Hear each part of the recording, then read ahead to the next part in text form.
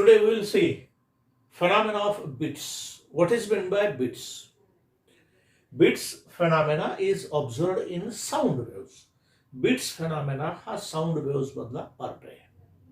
Electromagnetic waves मध्ये हा bits phenomena आढळून येत नाही. So what is meant by bits?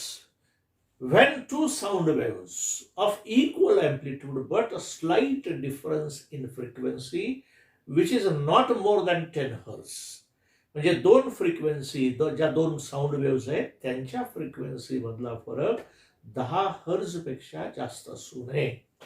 When two sound waves of equal amplitude but a slight difference in frequencies are propagating along the same path in a same direction, then due to the superposition of two such waves, we heard the alternate maximum sound, that is a waxing, and minimum sound, that is waning. The phenomena of alternate waxing and waning is called as a phenomena of bits. समजा ही एक sound wave आहे, याची frequency N1 आहे, ही sound wave आहे, याची frequency N2 आहे. या दोन्ही वेव्स एकाच दिशेनं एकाच पाथनं चाललेल्या आहेत आणि दोन वेव्स सुपर इम्पोज झाल्यानंतर सुपरपोजिशन नंतर आपल्याला अल्टरनेट मॅक्झिमम साऊंड म्हणजे वॅक्सिंग आणि मिनिमम साऊंड म्हणजे वॅनिंग हे ऐकायला येतं. आणि हा जो फेनॉमेना आहे की ज्या फेनॉमेनामध्ये अल्टरनेट वॅक्सिंग आणि वॅनिंग मिळतं, या फेनॉमेनाला आपण फेनॉमेना ऑफ बीट्स असं म्हणलेलं आहे. So beats, when two sound waves of equal amplitude but slight difference in frequency are propagating along the same path in the same direction due to the superposition of two such waves, we heard the alternate maximum sound, that is a waxing, and the minimum sound, that is a waning. The phenomena of alternate waxing and waning is called as a phenomena of bits. हा bits phenomena. तर bits time period म्हणजे काय, याच्यातल्या व्याख्या, आवश्यक असणाऱ्या व्याख्या पाहू. पुढच्या एक्सप्रेशनसाठी जे आवश्यक आहेत, नेसेसरी डेफिनेशन्स आहेत त्या पाहू. Bits time period. Bits time period म्हणजे काय? It is represented by capital T. So it is a time interval between two successive waxings or wannings. म्हणजे एकदा मॅक्झिमम आला आणि पुन्हा मॅक्झिमम आवाज येण्यासाठी किती कालावधी लागतो त्याला आपण बीट्स टाइम पिरियड असं म्हणलेलं आहे. It is a time interval between two successive waxing म्हणजे मोठा आवाज, और वॅनिंग म्हणजे कमी आवाज, मिनिमम साऊंड. हा मिनिमम साऊंड आला की याच्यानंतर पुन्हा मिनिमम साऊंड किती वेळाने येतो, या दोन मिनिमम साऊंड मधला जो टाइम गॅप आहे त्याला आपण बीट्स टाइम पिरियड असं म्हणलेलं आहे. It is a time interval between two successive waxings or wanings, और two neighbouring waxings or wanings. Waxing मधला टाइम पिरियड किंवा वॅनिंग मधला टाइम इंटरवल, या टाइम गॅपला आपण बीट्स टाइम पिरियड असं म्हणलेलं आहे. Bits frequency is defined as, it is the number of waxings or wannings in 1 second. एका सेकंदामध्ये किती वेळेस वॅक्सिंग येतं आणि किती वेळेस वॅनिंग येतं ते मोजायचं आणि त्याला म्हणायचं beats frequency. And this beats frequency is found to be N1 - N2. समजा एक 510चा ट्युनिंग फोर्क आहे आणि एक 512चा ट्युनिंग फोर्क आहे. या 510 आणि 512 मध्ये कितीचा फरक आहे? 2 हर्जचा फरक आहे.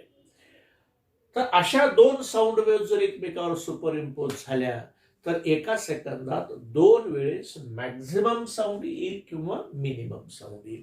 त्याला आपण बीट्स फ्रिक्वेन्सी असं म्हणतो. बीट्स टाइम पिरियड आणि बीट्स फ्रिक्वेन्सी मध्ये काय रिलेशन आहे?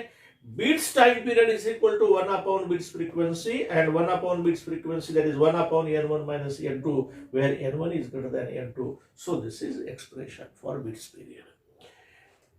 तर अशा प्रकारे हे बीट्स टाइम पिरियड झाला. Beats time period is 1 upon N1 - N2 and bits frequency is equal to N1 - N2.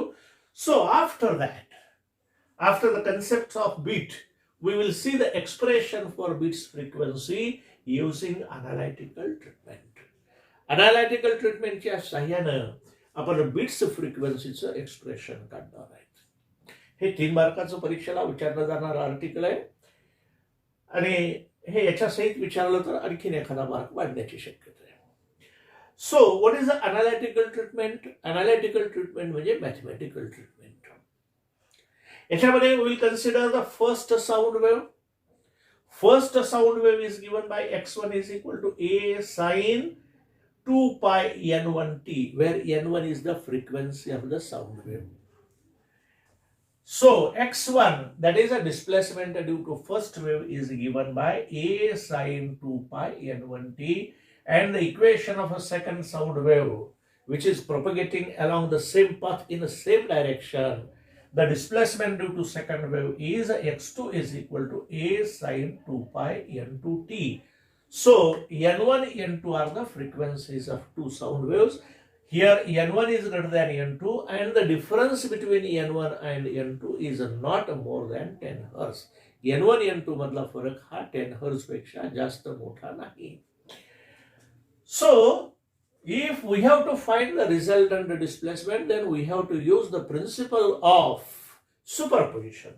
So by the principle of superposition, resultant displacement of these two waves, या दोन waves एकमेकावर super impose झाल्यानंतर त्या मीडियमचे जे particles आहेत त्याची resultant displacement काय असेल?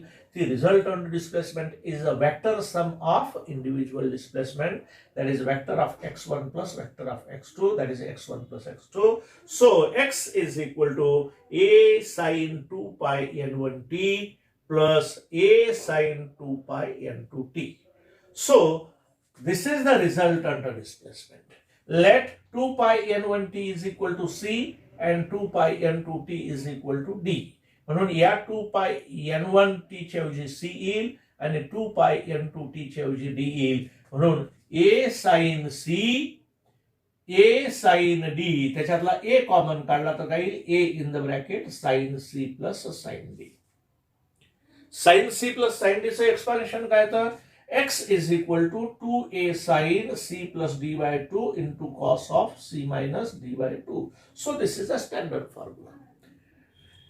So x is equal to 2a sin, इथं c ची किंमत आली 2 pi n1 t plus 2 pi n2t divided by t2, that is c plus d upon 2 into multiplied by cos of c minus d, that is 2 pi n1t minus 2 pi n2t upon 2, that is a c minus d by 2. या values ठेवल्या c आणि d च्या. या ठिकाणी c आणि d च्या values ठेवल्यानंतर इथून 2 pi कॉमन काढलं, इथूनही 2 pi कॉमन काढलं, 2a sin 2 pi. मग ब्रॅकेट मध्ये काय राहिलं? n1 plus n2 upon 2 into cos of 2 pi common काढला, n1 minus n2 upon 2 into t. तर अशा प्रकारे हे सिम्प्लिफाईड फॉर्म आला. आता याच्यामध्ये या व्हॅल्यूज आपल्याला ठेवायच्या. कोणत्या व्हॅल्यूज ठेवायच्या? Let n1 plus n2 upon 2, that is a mean frequency n. n1 n2 मधला फरक हा स्मॉल आहे, त्याच्यामुळं आपण त्याचं मीन घेतलं आणि मीन फ्रिक्वेन्सी n आली. n1 plus n2 upon 2, that is n, and 2a cos of 2 pi n1 minus n2 upon 2 into t, that is 2a cos of 2 pi in the bracket n1 minus n2 upon 2 into t is equal to resultant amplitude.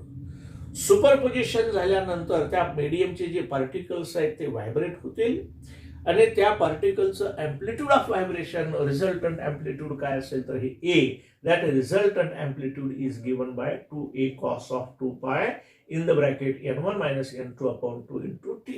हे resultant amplitude आलं. या resultant एम्प्लिट्यूडची value इथं ठेवून द्या. म्हणजे a इथं आला capital A, एफा capital A, x is put in equation 3, x is equal to capital A, इथं कॅपिटल A आला. म्हणजे हे आणि पूर्ण ह्या टर्मच्या ऐवजी A आला capital A, sine of 2 pi n1 plus n2 upon 2, याच्याऐवजी स्मॉल n आला, हा small n into t as it is. So x is equal to a sin 2 pi nt. जसं वेव्ह मोशन हे पिरियडिक आहे, इथं सुद्धा displacement ही कशी आली? साइन फंक्शन आली. इथली डिस्प्लेसमेंट साइन फंक्शन नाही. म्हणजे हे दोन्ही मोशन्स हे पिरियडिक मोशन्स आहेत. म्हणजे ह्या दोन वेव्ज एकमेकावर सुपर इम्पोज झाल्यानंतर येणाऱ्या रिझल्टंट वेव्हचं नेचर सुद्धा हे वेव्ह नेचरच आहे, ते सुद्धा पिरियडिक मोशनच आहे. म्हणून त्याची displacement x is equal to a sine 2 pi N T या इक्वेशननं दिलेली आहे. फक्त याच्यात बदल इतकाच झाला की याचं अँप्लिट्यूड बदललं, कॅपिटल ए बदलला. So resultant motion is a periodic motion. Resultant motion is a periodic motion and amplitude varies with time. आता याच्यामध्ये आणि स्टेशनरी वेव्ह मध्ये काय फरक आहे? स्टेशनरी वेव्ह मध्ये वेव्हज अपोजिट डायरेक्शन येतात, एकाच पाथनं पण अपोजिट डायरेक्शन. इथे along same path in a same direction आहे. आणि स्टेशनरी वेव्ह मध्ये amplitude changes with the distance, not with time. हा सर्वात महत्वाचा फरक आहे. या बीट्स मध्ये अँप्लिट्यूड कशानुसार बदलतं? टाईमनुसार बदलतं. पण स्टेशनरी वेव्ह मध्ये मात्र अँप्लिट्यूड हे डिस्टन्सवर अवलंबून आहे, टाईमवर डिपेंडंट नाही.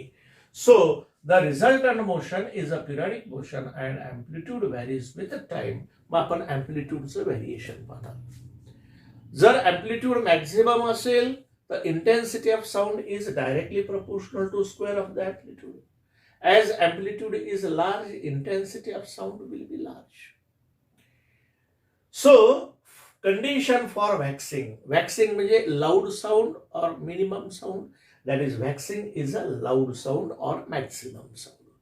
जर साऊंडची इंटेन्सिटी मॅक्झिमम असेल तर त्याचं अँप्लिट्यूड ही मॅक्झिममच असलं पाहिजे. So intensity of a sound is directly proportional to square of the amplitude. So I is directly proportional to a square. If amplitude A is a maximum, then intensity of sound is maximum and we heard the waxing. आपल्याला काय मिळतं त्या ठिकाणी? Waxing ऐकायला मिळतं, ज्या ठिकाणी amplitude हे मॅक्सिमम असेल. मग कोणकोणत्या टाइमला वॅक्सिंग ऐकायला मिळेल ते टाइम काढण्यामध्ये आपला इंटरेस्ट आहे. So we know amplitude, resultant amplitude is equal to 2a cos of 2 pi in the bracket n1 minus n2 upon 2 into t. Let 2 pi, पूर्ण जो अँगल आहे 2 pi in the bracket n1 minus n2 upon 2 into t. This complete angle is represented by theta. That is 2 pi in the bracket n1 minus n2 upon 2 into t is equal to theta. Then a is equal to 2a cos theta. 2a cos theta आला. If theta is equal to, थीटाच्या values माहित आहेत आपल्याला. cos theta 0 जर असेल तर 1 आहे. आपण ते सुदर्शन चक्रानुसार जिथं 1 0 1 0 चेंज होत जातं. म्हणून if theta is equal to 0 then cos theta is equal to 1. Theta is equal to pi. Pi जर असेल तर 180 डिग्री, 180 डिग्री मायनस 1, 2 पाय पुन्हा प्लस 1, 3 पाय पुन्हा मायनस 1. अशा प्रकारे या थीटा कॉस थीटाच्या व्हॅल्यूज +1 to -1 फ्लक्च्युएट होतात, व्हॅरी होतात. And amplitude is plus or -2a. Amplitude हे +2a असेल किंवा -2a असेल. पण अँप्लिट्यूड +2a असेल तरी इंटेन्सिटी मॅक्झिमम आहे आणि -2a असेल तरी इंटेन्सिटी ऑफ साऊंड हे मॅक्झिमम आहे. कारण याचा स्क्वेअर घेतल्यानंतर या प्लसचा a is equal to +2a असताना सुद्धा त्याचा स्क्वेअर 4a स्क्वेअर येतो आणि a is equal to -2a असताना त्याचा स्क्वेअर हा 4a स्क्वेअर येतो. त्याच्यामुळे +2a आहे का -2a याचा इंटेन्सिटीवर काही परिणाम होत नाही. इंटेन्सिटी मॅक्झिममच राहते. So as amplitude is a maximum, a is equal to plus or -2a at following times. या फॉलोइंग टाइम्सला अँप्लिट्यूड काय असेल? मॅक्झिमम असेल. मॅक्झिमम असेल म्हणजे इंटेन्सिटी ऑफ साऊंड मॅक्झिमम असेल. इंटेन्सिटी ऑफ साऊंड मॅक्झिमम असेल म्हणजे आपल्याला वॅक्सिंग मिळेल. So t is equal to 0, 1 upon n1 minus n2, 2 upon n1 minus n2, 3 upon n1 minus n2. या टायमिंगला आपल्याला a is equal to plus or -2a असेल आणि a is equal to plus or -2a असेल तर आपल्याला intensity of sound ही maximum असेल म्हणजे वॅक्सिंग मिळेल. And we heard the maximum sound that is a waxing. So beats time period. आता याच्यावरून आपण बिट्स टाइम पिरियड काढणार. हे पहिला मॅक्झिमम साऊंड आहे म्हणजे वॅक्सिंग आहे. Second waxing, third waxing, fourth waxing. या फर्स्ट वॅक्सिंगचा टाइम पिरियड T1, सेकंड वॅक्सिंगचा time period T2, T2, third वॅक्सिंगचा टाइम T3, फोर्थ वॅक्सिंगचा time T4. So, beats time period, it is a time interval between two neighboring vaccines. आता आपण वॅक्सिंगच्या कंडिशनवरनं आपण beats time period काढवलं म्हणून इथं waxing आलं. वॅनिंगच्या time पिरियडवरनं आपण बीट्स टाइम पिरियड काढत असताना या ठिकाणी काही वॅनिंग येईल. So it is a time interval between two neighbouring waxing that is called as a beats time period. आता हा वॅक्सिंग आला आणि हे वॅक्सिंग आलं, या दोन्ही मधला टाइम इंटरवल घ्या किंवा या दोन्ही मधला टाइम इंटरवल घ्या किंवा या दोन्ही मधला कोणत्याही दोन सलग व्हॅल्यूज मधला टाइम इंटरवल घ्या, तो तुम्हाला बीट्स टाइम पिरियड देईल. So beats time period T is equal to third minus second waxing. Third waxing म्हणजे first waxing, second waxing, third waxing, third minus 2 that is T3 minus T2. T3 is T1, T2, T3 that is 2 upon N1 minus N2 minus 1 upon N1 minus N2. हे T3 minus T2, इथं N1 minus N2 LCM आला, 2 minus 1 that is equal to 1. So beats time period T is equal to 1 by N1 minus N2 where N1 is greater than N2. हे beats time period आला. समजा आपल्याला विचारलेलं आहे beats frequency. Beats frequency is equal to beats frequency capital N is equal to 1 upon beats time period that is 1 upon N1 minus N2 that is N1 minus N2 where N1 is greater than N2. So this is expression for beats frequency. Beats फ्रिक्वेन्सीचं असं expression मिळालं. हे कोणत्या कंडिशन्सवरनं मिळालं आपल्याला? वॅक्सिंगच्या कंडिशनवरनं beats फ्रिक्वेन्सीचं expression मिळालं. अशाच प्रकारे कंडिशन फॉर वॅनिंग यूज करून आपल्याला बीट्स फ्रिक्वेन्सीचं एक्सप्रेशन वर्कआउट कर